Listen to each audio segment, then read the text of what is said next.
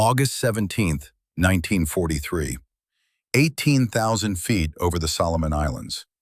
Lieutenant Richard Bong watched his wingman's P-38 Lightning spiral into the Pacific below. 3 Japanese Zeros had bounced them from above. Now Bong was alone. The lead Zero closed on his tail. He had perhaps 4 seconds before 20mm cannon fire tore through his aircraft. What happened next wasn't in any training manual. Bong rolled his P-38 completely inverted and yanked the stick forward. Instead of climbing away from the threat, his aircraft dove toward the ocean. But because he was upside down, he pulled away in a direction the Zero pilot never anticipated. Blood rushed to his head. His vision went red at the edges. The Pacific Ocean filled his canopy where the sky should have been. The Zero pilot, expecting Bong to climb, overshot. In those 3 seconds of confusion, Bong rolled upright below the Zero and pulled up hard. His 850 caliber machine guns radded the Zero's belly from a position no Japanese pilot had ever encountered. An American fighter attacking from below. The Zero disintegrated. By August 1943, American pilots in the Pacific faced a brutal reality. The Zero could outturn any American fighter. Japanese pilots exploited this advantage ruthlessly. Standard doctrine called for American fighters to use their superior speed and firepower. Dive, shoot, climb away. Never turn with a Zero. The numbers told the grim story. In the first year of Pacific air combat, the Zero maintained a kill ratio of nearly 3-to-1 against American fighters. The A6M-0 could turn inside a circle roughly 400 feet tighter than a P-38 at combat speeds. When an American pilot tried to dogfight, the Zero simply turned harder and positioned for the kill. Lieutenant Colonel Thomas Lynch documented the problem in his August 1943 after-action report. Our pilots maintain speed advantage, but cannot engage in sustained combat. The moment we slow down or turn, the Zero has us. We trade 1 kill for every 3 losses in turning fights. The P-38 Lightning brought advantages. Twin Allison engines producing 2,600 horsepower combined. Top speed of 414 miles per hour.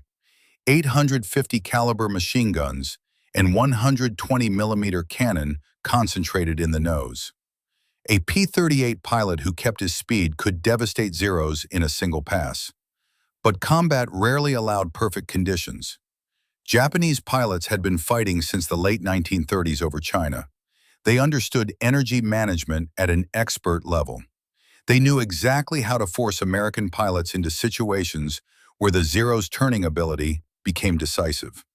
A common Japanese tactic involved 1 Zero acting as bait, flying straight and level, appearing vulnerable. When an American pilot committed to the attack, 2 more Zeros would drop from above or slide in from the flanks. The American fighter was suddenly defensive, and defensive meant entering a turning fight, which meant the Zero's advantages became overwhelming. What Bong stumbled onto that day over the Solomon Islands was something aviation medicine considered impossible. The maneuver involved rolling inverted and pulling through into a diving turn. In normal flight, pilots experience positive G-forces. Blood is pushed toward their feet. Vision narrows. At around 5 to 6 Gs, many pilots experience grayout or blackout. But when a pilot rolls upside down and pulls the stick forward, he experiences negative Gs. Blood rushes to the head. The effect is called readout because the visual field literally turns red as blood vessels in the eyes engorge. Aviation medicine in 1942 suggested humans could barely tolerate negative G-forces. Studies indicated that even -2 Gs caused severe discomfort, disorientation, and potential retinal damage. Official guidance recommended avoiding negative G flight light entirely, but these studies were conducted in controlled environments with test pilots who weren't being shot at. Combat created different mathematics. A pilot experiencing 2 seconds of readout vision but escaping a Zero's gun solution survived. A pilot who maintained perfect positive G flight but stayed in the Zero's crosshairs died. The choice wasn't comfortable versus uncomfortable. It was temporary blindness versus permanent death. The physics behind why the inverted dive worked involved energy management and opponent prediction.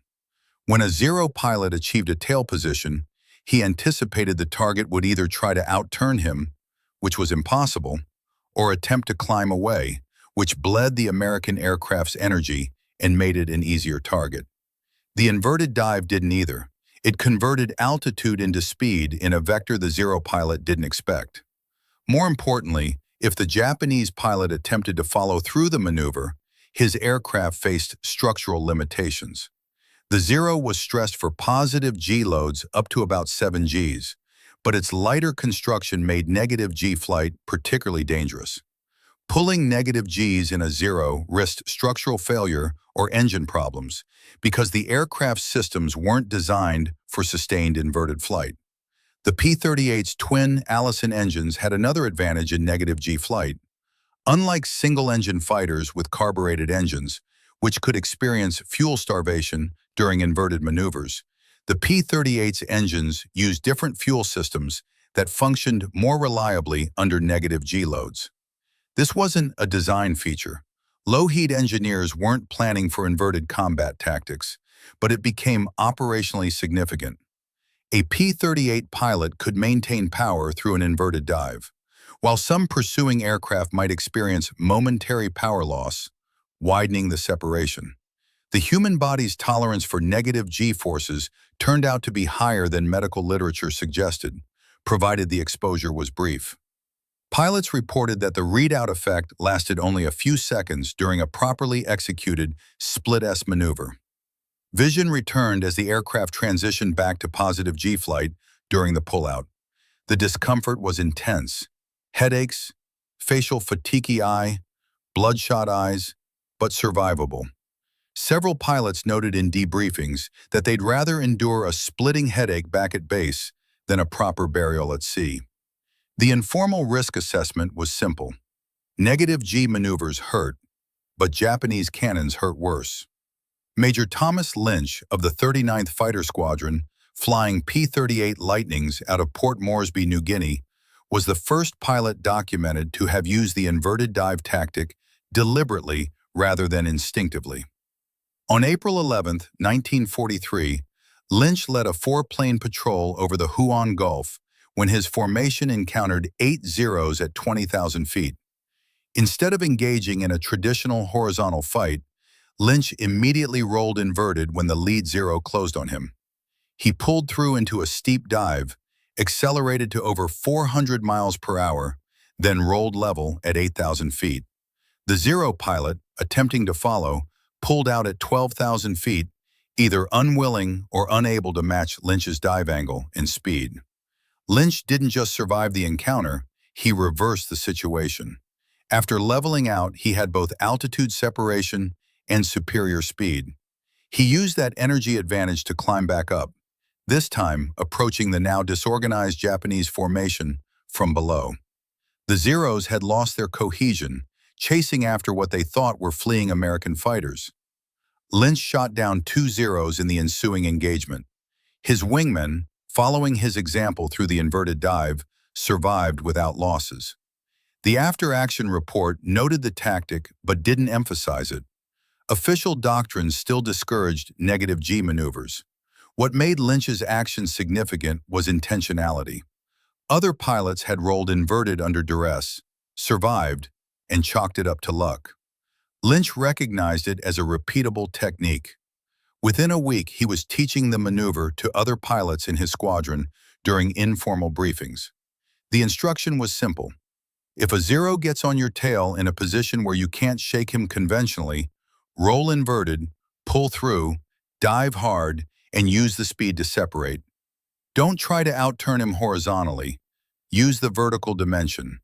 The Zero owns the horizontal circle, but American fighters own the vertical dive. By June 1943, the tactic had spread to other P-38 units operating out of Guadalcanal and the Russell Islands. Pilots shared the technique during ready room discussions and inter-squadron debriefings. It remained largely unofficial, Not prohibited, but not endorsed in formal tactical directives either. Squadron leaders recognized its effectiveness, but hesitated to put it in writing. The concern was partly liability. If a pilot was killed attempting the maneuver, questions would arise about who authorized teaching a tactic that contradicted established training. So, it spread through word of mouth. Experienced pilots showing newer arrivals how to execute it without documenting the instruction. Flight Surgeon Captain James Moorhead, stationed at Henderson Field on Guadalcanal, began documenting the physical effects of negative G maneuvers in July 1943. His medical reports, which remained classified until 1947, provided the first systematic analysis of what pilots were actually experiencing. Moorhead examined 17 pilots who had executed inverted dives during combat between May and August 1943. Every pilot reported the same visual phenomenon. Vision went red within 1 to 2 seconds of pulling negative Gs. The redness started at the periphery and moved inward. For most pilots, central vision remained functional for 3 to 5 seconds during the maneuver, enough time to maintain aircraft control and execute the escape. After landing, pilots exhibited predictable physical symptoms. Petechiae, tiny red dots caused by broken capillaries, appeared on their faces, particularly around the eyes and across the forehead. Severe headaches lasting several hours. Bloodshot eyes from increased ocular pressure. One pilot reported temporary double vision that resolved after approximately 6 hours. Moorhead's most significant finding was that repeated exposure didn't cause cumulative damage. Pilots who executed the maneuver multiple times showed the same symptoms each time, but no worsening effects. The human cardiovascular system adapted to brief negative G exposure better than medical theory predicted. The key word was brief. Sustained negative G flight of more than 10 seconds did cause more serious problems, including potential retinal detachment, but combat maneuvers rarely required more than 3 to 5 seconds of inverted flight. The medical data provided unofficial validation for what pilots already knew from experience. The maneuver hurt, but it wouldn't kill them. Japanese cannon fire would. By September 1943, the inverted dive had become standard procedure in several P-38 squadrons, though still not officially documented in training materials. The tactical situation in the Pacific was changing. American production had begun overwhelming Japanese numbers. More P-38's arrived monthly. Pilot training improved.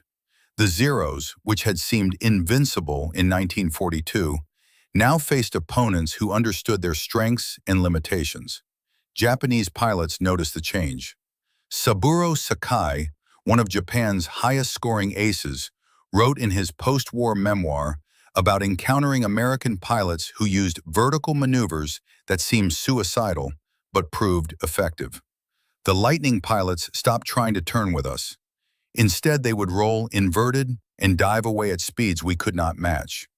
When we pursued, they would reverse and attack from below, a position we never expected. The psychological impact was significant. Zero pilots had dominated the Pacific Air War through superior turning ability. American pilots who refused to engage in turning fights negated that advantage. The inverted dive was particularly frustrating because it converted what should have been a kill position into a neutral situation, or worse, reversed the advantage entirely. Lieutenant Robert Westbrook of the 475th Fighter Group recorded an engagement on November 8, 1943, that demonstrated the tactic's effectiveness. His 4-plane P-38 patrol encountered 9 Zeros over Rabaul at 14,000 feet. The Zeros had the altitude advantage and dove on the American formation. Instead of breaking left or right into a horizontal turn, all 4 P-38 pilots rolled inverted simultaneously and pulled through into steep dives. The Zero formation, expecting a turning fight, overshot. The P-38's accelerated to over 420 miles per hour in the dive, opening separation from the Zeros. At 6,000 feet, the American pilots pulled out, reformed, and climb back into the fight with both speed and positional advantage. The Zeros, now at lower altitude and having burned energy in their initial attack, couldn't regain advantage. Westbrook's flight shot down 3 Zeros without losses. His after-action report specifically credited the inverted dive with preventing what would have been a disadvantageous engagement. The tactic's effectiveness came from exploiting multiple factors simultaneously: speed separation, altitude conversion, opponent disorientation, engine reliability under negative G loads, and perhaps most importantly, pilot willingness to endure temporary physical discomfort for tactical advantage. That last factor proved decisive. American pilots learned they could tolerate the readout effect. Japanese pilots found that their aircraft handled poorly under negative glosses, discouraging pursuit through inverted maneuvers. By early 1944, the tactical balance in the Pacific had shifted dramatically. P-38 squadrons using vertical fighting tactics achieved kill ratios that reversed the earlier Japanese advantage. The 475th Fighter Group, which fully adopted the inverted dive technique by December 1943, recorded a kill ratio of 5-to-1 in their favor over the first quarter of 1944. Other squadrons reported similar improvements.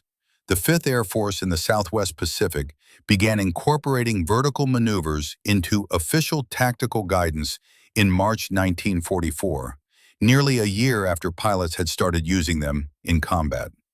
The delay reflected institutional caution about endorsing techniques that contradicted established doctrine and medical advice.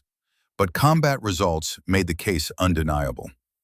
Training materials began including sections on negative G flight, though the language remained cautious.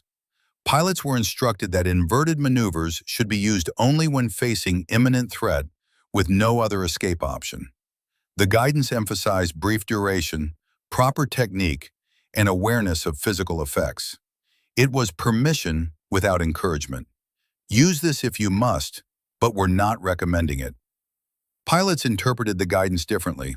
If the tactic worked and command wouldn't prohibit it, that was authorization enough.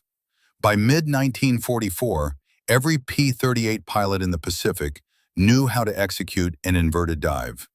Many practiced the maneuver during training flights despite official discouragement because they understood that the first time executing it shouldn't be with a zero on their tail. The physiological research continued. Flight surgeons documented that pilots could build tolerance to negative G forces through repeated exposure, similar to positive G tolerance training. The body adapted, blood vessel walls strengthened, visual recovery times shortened with experience. Pilots who had executed 20 or more inverted dives reported less severe symptoms than those performing it for the first or second time. This created an experience advantage. Veteran pilots handled the maneuver more effectively than new arrivals. It became another skill that separated effective fighter pilots from those who didn't survive long enough to gain experience. Squadrons began informal mentoring, where experienced pilots would take new arrivals up and demonstrate the technique in controlled conditions before they needed it in combat. The inverted dive wasn't just a maneuver, it became part of P-38 fighting culture in the Pacific, a shared experience that connected pilots across squadrons. When pilots from different units met, they'd compare notes about their worst readout, their fastest dive speed, or the time the tactics saved their life. It created a esprit de corps built around tactical competence and shared suffering. Japanese pilots adapted eventually. By late 1944, experienced Zero pilots learned not to follow P-38's through vertical maneuvers. They would break off pursuit when American fighters rolled inverted, knowing that attempting to follow was futile and potentially dangerous. This adaptation meant the tactic remained effective even after opponents understood it, because it still achieved its primary purpose: breaking contact and preventing the Zero from establishing a kill position. The evolution continued through the war's end. Pilots experimented with variations. Some used a half roll before pulling through, which reduced negative G exposure but required more altitude. Others combine the inverted dive with a barrel roll during the pullout, creating an unpredictable flight path. The basic technique spawned dozens of tactical refinements as pilots adapted it to different situations. By war's end, the inverted dive and related vertical maneuvers had become fundamental to American fighter tactics in the Pacific. The technique's legacy extended beyond World War II. During the Korean War from 1950 to 1953, American jet pilots rediscovered the principles their predecessors had developed over the Pacific. F-86 Sabre pilots facing Soviet-built MiG-15 found themselves in a situation similar to what P-38 pilots had experienced against Zeros. The MiG-15 could outturn the F-86 at most altitudes. Soviet and Chinese pilots exploited this advantage effectively. Captain Joseph McConnell, who became the top American ace of the Korean War with 16 confirmed kills, explicitly credited vertical fighting tactics learned from World War II veterans. In his debriefings, McConnell described using negative G dives to escape MiG attacks when caught in disadvantageous positions. The physics hadn't changed. The MiG pilot expected horizontal maneuvering. Rolling inverted and diving created separation and confusion. The jet era brought new complications. Jet engines of the 1950s sometimes experienced flameout during negative G flight as fuel delivery systems struggled with inverted operation. F-86 pilots learned to keep their maneuvers brief, not just for physiological reasons, but for engine reliability. A 3 to 5 second inverted dive worked. Longer duration risked engine failure. Modern aviation medicine has extensively studied negative G forces since those early World War II observations. Research conducted by the United States Air Force School of Aerospace Medicine, beginning in the 1960s, confirmed what Richard Bong and his contemporaries discovered through necessity. Humans can tolerate brief negative G exposure of -2 to -3 Gs, with minimal long-term effects. The visual phenomenon pilots called readout occurs because blood pressure in the cranial blood vessels increases dramatically under negative G loads. The small blood vessels in the eyes engorge, creating the characteristic red visual field. Recovery is rapid once positive G flight resumes. Modern understanding shows that permanent damage requires either very high negative G forces above -5 Gs, or sustained exposure lasting more than 15 seconds. Combat maneuvers rarely approach those extremes. Fighter aircraft design evolved to accommodate negative G capabilities. The F-16 Fighting Falcon, introduced in the mid-1970s, incorporated fuel systems specifically designed to operate under negative G conditions. The aircraft's fly-by-wire flight control system allowed sustained inverted flight without the engine problems that plagued earlier jets. Negative G maneuvers became an expected part of the F-16's performance envelope rather than an emergency technique. At the Navy Fighter Weapons School, commonly known as Top Gun, instructors teach negative G tactical maneuvers as standard curriculum. The program, established in 1969, partly because American pilots in Vietnam struggled against more maneuverable MiG fighters, incorporates lessons learned across 5 decades of air combat. One of those lessons traces directions directly back to Richard Bong over the Solomon Islands in 1943. When your opponent has a turning advantage, use the vertical dimension. Modern fighter pilots train with specialized equipment that helps them understand their physiological responses to negative G flight. Centrage training exposes pilots to sustain negative G forces in controlled conditions, allowing them to recognize the symptoms and learn their personal tolerance limits. The visual effects, discomfort, and recovery times are documented and explained as normal responses rather than indications of system failure.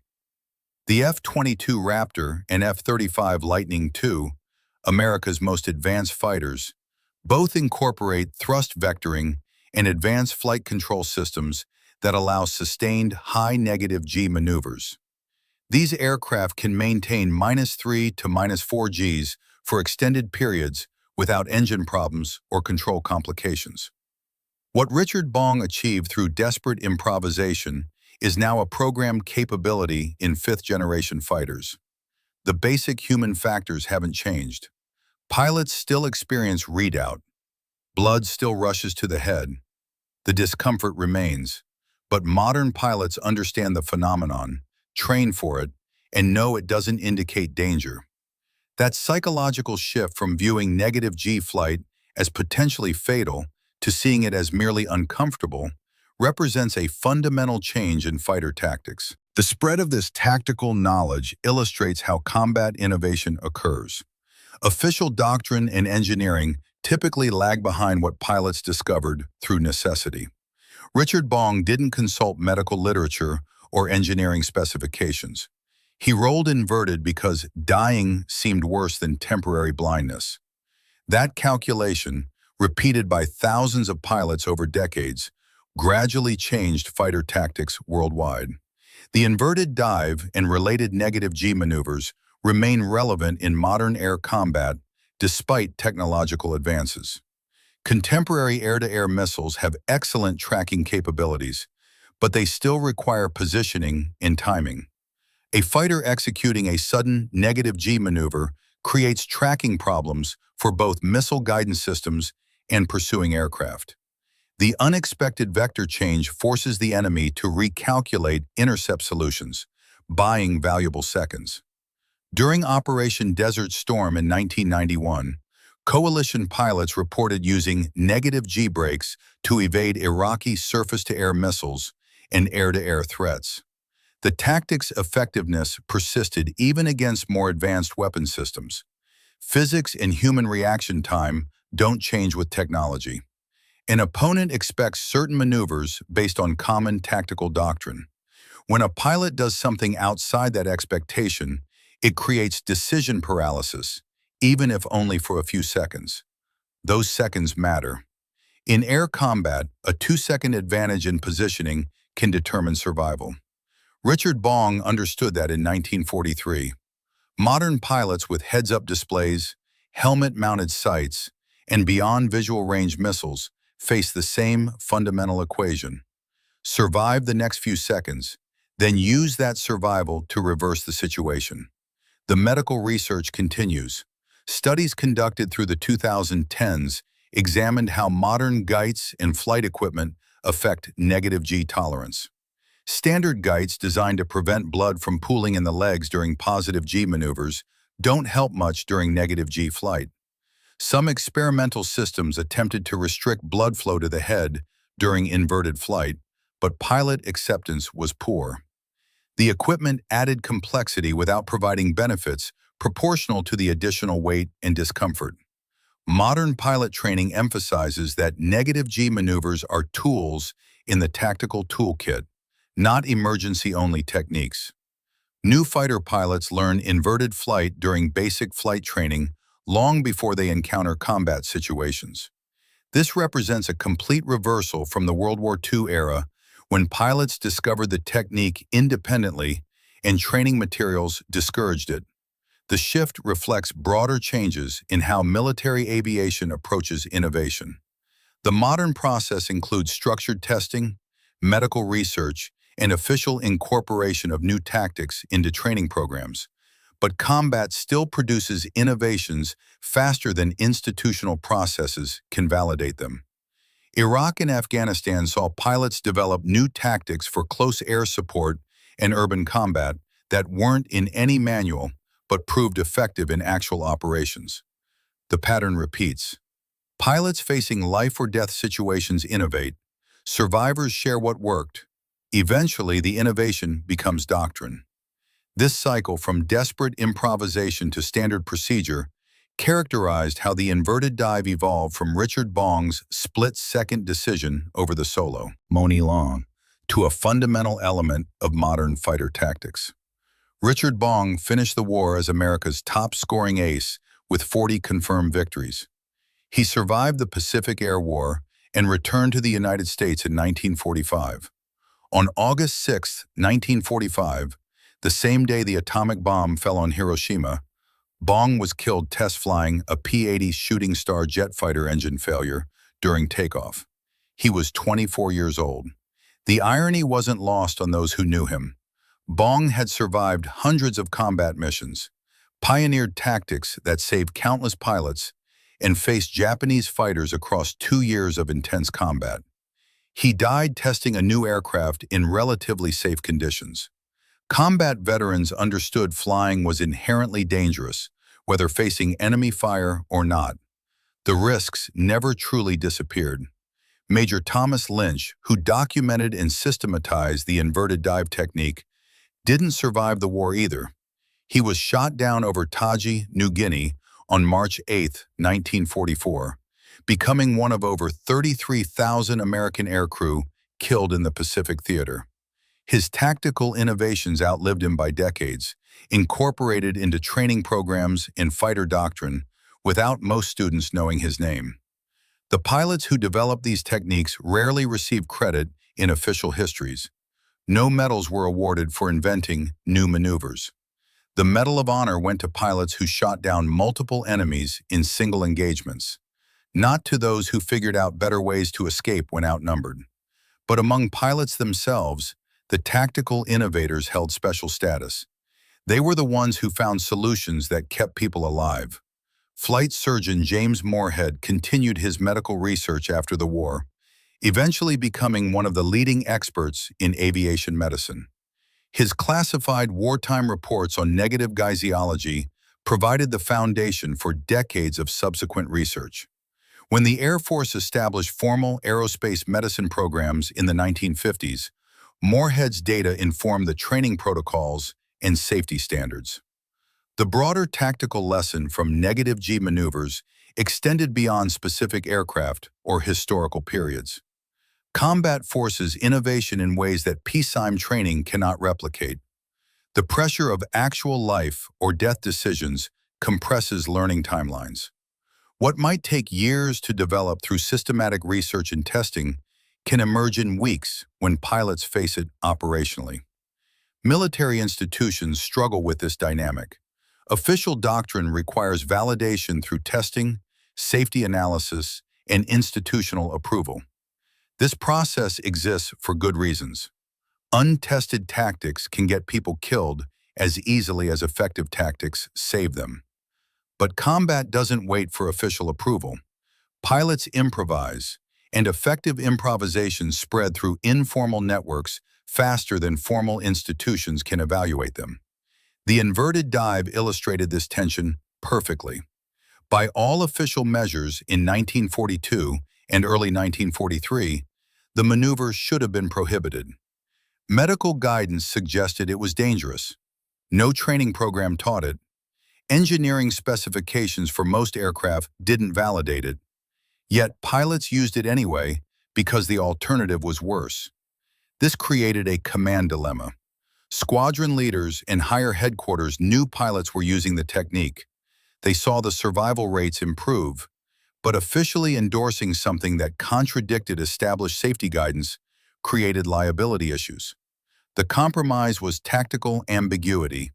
Don't prohibit it, don't endorse it. Document the results and let the medical and engineering staffs catch up with operational reality. By 1944, enough data existed to change official positions. The medical research showed the technique was survivable. Engineering tests confirmed that properly maintained aircraft could handle the stresses. Training programs began incorporating it, though cautiously. The institutional processes eventually validated what pilots had proven in combat a year earlier. Modern military organizations tried to shorten that validation cycle. After-action reporting systems, rapid assessment protocols, and flexible training programs attempt to capture and disseminate tactical innovations faster. But the fundamental tension remains. Combat generates innovation faster than institutions can officially incorporate it. The inverted dive also demonstrated how tactical knowledge transfers across generations of pilots. The technique developed in World War II against Zeros influenced Korean War pilots facing MiGs, which informed Vietnam War tactics. which shaped training for Gulf War operations, which affected how contemporary pilots think about air combat maneuvering. Each generation refined the technique, adapted it to new aircraft and situations, and passed it forward. This continuity exists despite massive changes in technology. World War II pilots flew propeller-driven aircraft with mechanical controls. Modern pilots fly jets with computer-managed flight systems. But the underlying principles of energy management, opponent psychology, and physiological tolerance remain constant. A pilot from 1943 transported to 2024 would need extensive training on the equipment, but the tactical concepts would be immediately recognizable. Institutional memory preserves this knowledge. Fighter squadrons maintain traditions and unofficial histories that capture lessons beyond what appears in official documentation. When a new pilot joins a squadron, experienced pilots share stories about tactics that worked. Pilots who innovated effectively in situations where unconventional thinking saved lives. The inverted dive features in those stories directly or indirectly as an example of effective tactical innovation. The technique also illustrates human adaptability under stress. The physical effects of negative G-flight are intensely uncomfortable. Headaches, visual distortion, nausea, disorientation. Every physiological signal tells the pilot this is wrong, dangerous, to be avoided. Yet thousands of pilots learned to ignore those signals because they understood the larger context. Temporary discomfort beats permanent death. That calculus requires a specific mental framework. It's not courage in the traditional sense. It's more analytical assessment of relative risks. Understanding that the body's warning systems evolve for different threats than high-speed aerial combat. Recognition that survival sometimes requires accepting short-term suffering to avoid long-term consequences. Modern fighter pilot training explicitly develops this mindset. Pilots learn that their instincts will sometimes be wrong in aerial combat. The natural response to seeing the ground rushing up is to pull back, climb away. But in certain situations, diving toward the ground creates escape opportunities. Training builds cognitive frameworks that allow pilots to override instinct when tactical analysis indicates a different action. This represents sophisticated decision-making under extreme stress. In the seconds available during air combat, pilots must assess the tactical situation, evaluate options, predict opponent responses, calculate relative risks, and execute maneuvers that may contradict instinct. The pilots who survive develop this capability. Those who don't rarely get a second chance to learn. The inverted dive became one element in a larger tactical repertoire. Effective fighter pilots mastered dozens of maneuvers, each applicable in specific circumstances. They learned to recognize which situation called for which response, often at speeds where conscious deliberation wasn't possible. The knowledge had to become almost automatic. See this threat pattern, execute that maneuver sequence, adjust based on result. Building that automatic response requires extensive training and experience. Pilots in World War II typically needed 15 to 20 combat missions before their tactical decision-making became reliable. Modern pilots spent hundreds of hours in simulators and training aircraft before their first combat deployment, attempting to compress that learning curve. But combat still teaches lessons that simulation cannot fully replicate. The emotional stakes drive different learning. In training, mistakes mean embarrassment, negative evaluations, or at worst, minor injuries. In combat, mistakes mean death. That reality focuses attention powerfully. Pilots remember combat lessons with a clarity that training lessons rarely achieve. The memory of executing an inverted dive with a 0 on the tail, feeling the readout effects, seeing the maneuver work, reinforces the technique far more effectively than any classroom instruction. Post-traumatic learning is real and powerful. Pilots who survived by using the inverted dive didn't need refresher training on the technique. The combination of fear, physical sensation, and successful outcome created indelible neural pathways. They could execute the maneuver years later with the same precision they demonstrated during that first, desperate combat execution. This has implications for how fighter tactics develop. The most effective techniques often emerge from maximum stress situations, where pilots had no time for detailed analysis. They acted on instinct, training, and immediate tactical assessment. When those actions succeeded, the success reinforced the behavior pattern. Other pilots observed or heard about it, tried it themselves, and either confirmed it worked or discovered its limitations. The decentralized evolution of tactics through this process creates robustness. No single theorist or test pilot determined that inverted dives were effective against Zeros. Dozens of pilots independently discovered it worked. The technique survived and spread because it demonstrated effectiveness across varied conditions and situations. Natural selection in the most direct sense. Tactics that worked proliferated. Tactics that didn't got pilots killed and disappeared from the repertoire. Modern military organizations try to systematize this evolutionary process through structured experimentation and operational testing. Red flag exercises, training centers that replicate combat conditions, and after-action review systems all attempt to create environments where tactical innovation can emerge and be evaluated without actual combat. These systems work reasonably well. They've shortened the development cycle for new tactics considerably compared to historical patterns, but combat still produces surprises. Operations in Iraq and Afghanistan generated tactical adaptations that weren't predicted by training or doctrine. Close air support in urban environments, counter-IED operations, and integration of unmanned systems all required tactical innovations that emerge from operational necessity. The pattern holds. Combat demands solutions. Operators improvise. Effective improvisations spread. Eventually, institutions incorporate them into doctrine. The inverted dive occupies a special place in this history because it represents one of the earliest systematically documented examples of combat-driven tactical innovation. The World War II military, particularly the Army Air Forces, developed relatively sophisticated systems for capturing and disseminating tactical lessons. After-action reports, technical bulletins, and training updates spread information across theaters faster than in previous wars. This allowed the inverted dive technique to proliferate through Pacific, the P-38 squadrons, within months of its initial development. European theater pilots facing different opponents in different aircraft didn't adopt it as widely because the tactical situations differed. But the principle of vertical maneuvering to exploit aircraft performance advantages did transfer.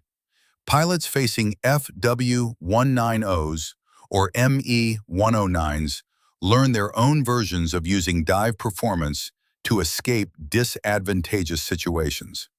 The technological convergence between different fighter generations shows how fundamental principles persist even as equipment changes dramatically. A P-38 pilot from 1943 and an F-35 pilot from 2024 fly aircraft separated by 8 decades of technological development. Yet both understand that when facing an opponent with superior turning performance, vertical maneuvers provide escape options that horizontal maneuvering cannot. This knowledge transfer happens through multiple channels. Official training programs teach the techniques explicitly. Informal mentoring passes tactical wisdom from experienced to new pilots. Historical study provides context for why certain tactics developed and how they evolved. Together, these create institutional knowledge that survives personnel turnover and technology transitions. The Vietnam War provided another crucible for negative G tactics. American F-4 Phantom pilots faced North Vietnamese MiG-17 and MiG-21s that could outturn them in specific flight regimes. The F-4 was designed primarily as a missile platform optimized for beyond visual range engagements. When forced into close-range dogfights, its size and weight created disadvantages against smaller, more maneuverable opponents. Navy Lieutenant Randy Cunningham, who became the first American ace of the Vietnam War with 5 confirmed kills, explicitly used vertical maneuvers, including negative G brakes, to escape disadvantageous situations against MiGs.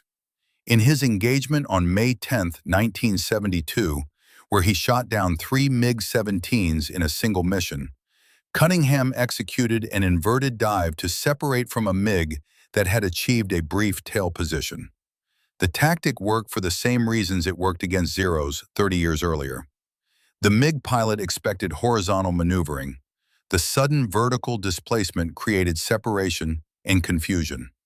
Cunningham used that separation to reverse the situation and re-engage from advantage. The physics hadn't changed. The opponent's psychology hadn't changed. The effectiveness persisted. Vietnam also demonstrated how institutional knowledge can be lost and rediscovered. By the mid-1960s, many of the World War II and Korean War veterans who understood close-range aerial combat tactics had retired. Younger pilots trained in an era emphasizing missiles and radar-guided engagements. When forced into visual range dogfights, they lacked the tactical repertoire their predecessors had developed. This recognition led directly to the establishment of Top Gun and similar training programs. The Navy Fighter Weapons School opened in 1969 specifically to address the deficiency in air combat maneuvering skills. Instructors, many of whom were Vietnam veterans like Cunningham, taught techniques that traced lineage back through Korea to World War II. The inverted dive and negative G maneuvers were part of that curriculum. Modern Top Gun instruction includes specific modules on negative G tactical applications. Instructors teach the physiological effects, proper execution technique, and tactical situations where the maneuver provides advantage. Students practice it repeatedly in training aircraft before attempting it during adversarial training missions. The goal is building muscle memory and physiological tolerance so the technique becomes available under combat stress. The training also understands why the technique works. Modern fighter pilots need to comprehend opponent decision-making, missile kinematics, and radar limitations. Negative G maneuvers aren't just about escaping enemy aircraft. They also break radar locks, complicate missile tracking solutions, and create opportunities for counterattacks. The same physical maneuver serves multiple tactical purposes depending on the specific threat situation. Contemporary air combat adds layers of complexity that World War II pilots never faced. Modern fighters carry missiles with sophisticated guidance systems that can track targets through maneuvers that would have been impossible to follow with guns alone. Helmet-mounted sights allow pilots to point weapons without positioning the entire aircraft. Sensor fusion provides 360-degree awareness that eliminates many historical blind spots. Yet the fundamental advantage of unexpected maneuvering persists. Missile guidance systems, sophisticated as they are, still require time to process new flight paths. A sudden negative G dive creates tracking problems for both the missile seeker head and the enemy pilot's situational awareness. That brief window of confusion, seconds at most, can be sufficient to break the kill chain. The F-35 Lightning II incorporates design features that facilitate negative G flight as a deliberate capability rather than emergency technique. The aircraft's fly-by-wire flight control system maintains aircraft stability through maneuvers that would be uncontrollable in mechanically controlled aircraft. Fuel systems ensure engine operation regardless of aircraft orientation. The pilot's ejection seat is designed to function safely during inverted flight, addressing a safety concern that limited earlier aircraft. These engineering improvements reflect how tactical requirements drive aircraft design. Engineers designing the F-35 knew that pilots would need to execute negative G maneuvers during combat. The aircraft was built from the beginning to support that requirement rather than pilots adapting aircraft not designed for it, as happened with the P-38. The physiological challenges remain. F-35 pilots still experience readout during negative G flight. Blood still rushes to the head. Vision still distorts. Modern flight suits and life support systems don't eliminate these effects. They're managed rather than prevented. Pilots train to function despite them, accepting temporary discomfort as the price for tactical advantage. This acceptance represents the culmination of 8 decades of accumulated experience. World War II pilots discovered through necessity that negative G flight was survivable. Korean War pilots confirmed it under different conditions. Vietnam pilots relearned it after institutional forgetting. Modern pilots incorporate it as standard operating procedure. The technique evolved from desperate improvisation to validated capability. The broader lesson applies beyond negative G maneuvers. Specifically, combat generates tactical innovation continuously. Effective militaries capture that innovation, validate it, incorporate it into training, and pass it forward to subsequent generations. The process isn't always smooth. Institutional resistance, risk aversion, and forgetting create obstacles. But over time, genuinely effective techniques survive and spread. Richard Bong's split-second decision over the Solomon Islands in 1943 started a chain of tactical evolution that continues today. He couldn't have known that the maneuver he executed to save his own life would eventually influence how fifth-generation stealth fighters engage opponents 8 decades later. Yet that connection exists directly and documentably through the continuity of fighter-pilot culture and institutional knowledge. Military historians often focus on equipment, strategy, and operational decisions made by senior leadership. These factors matter enormously, but tactical innovation at the operational level, generated by individuals facing immediate life or death decisions, shapes how wars are fought as much as any high-level strategy. The pilots who figure out what actually works in combat and survive to share that knowledge create effects that ripple forward through generations. The story of the inverted dive illustrates this dynamic perfectly. No admiral or general ordered its development. No engineering team designed aircraft specifically to support it, at least not initially. It emerged from combat necessity, proved effective through repeated use, spread through informal networks, eventually gained official recognition, and ultimately became foundational to modern fighter tactics. That progression from battlefield improvisation to doctrinal standard represents how military organizations actually learn and adapt. Official processes matter, but combat reality drives the evolution. Pilots facing Zeros in 1943 and pilots facing advanced threats today share fundamental challenges: physical limitations, opponent capabilities, the need to survive and complete the mission. The solutions they develop reflect those constraints more than any specific technology or doctrine. The human element remains central.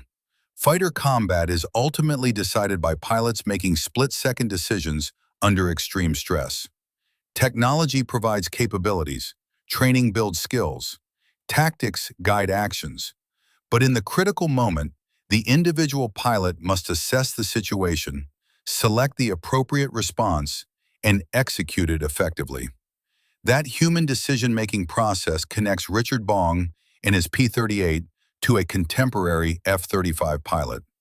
Despite all the technological changes between their eras, the inverted dive as a specific technique may eventually become obsolete. Future aircraft might maneuver in ways that make the distinction between positive and negative G-flight irrelevant. Autonomous systems might handle aerial combat without human pilots experiencing physiological effects. The specific tactic isn't eternal, but the principle endures. When your opponent has an advantage in one dimension, shift to a dimension where you have advantage. When the enemy expects one type of maneuver, execute something unexpected. When temporary discomfort provides tactical benefit, accept the discomfort. These principles applied in 1943 in Korea, in Vietnam, in the Gulf Wars, and they'll apply in future conflicts regardless of technology. If this story moved you, we'd be honored if you'd like this video. Please tell us where you're watching from, your country and city. Did you know someone who served in the Pacific, Korea, or Vietnam? Perhaps a father, grandfather, or uncle who flew fighters. Share your memories below. These stories connect us across generations. The pilots who pioneered these tactics couldn't have imagined we'd still be discussing their innovations 80 years later. But their courage, ingenuity, and willingness to push beyond accepted limitations created knowledge that saves lives today. Thank you for watching. Thank you for remembering. These stories must not be forgotten.